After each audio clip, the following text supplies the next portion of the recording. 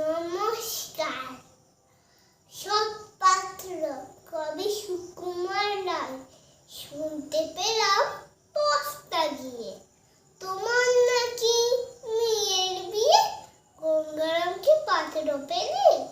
জানতে চাও সে কেমন ছেলে? মন্দ নয়, সে পাত্র ভালো, রং যদিও বেজায় কালো। তার উপরে মুখের গঠন অনেকটা ঠিক পেঁচার মতো।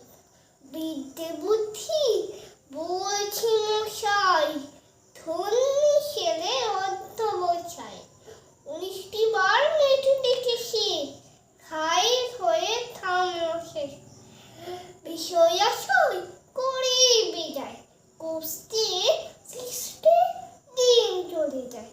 মানুষ তো নয় ফাল্গুনতার, একটা পাগল একটা গোয়ার। আরেকটি সে তৈরি ছেলে, জাল করে দর কেছিন চেলে।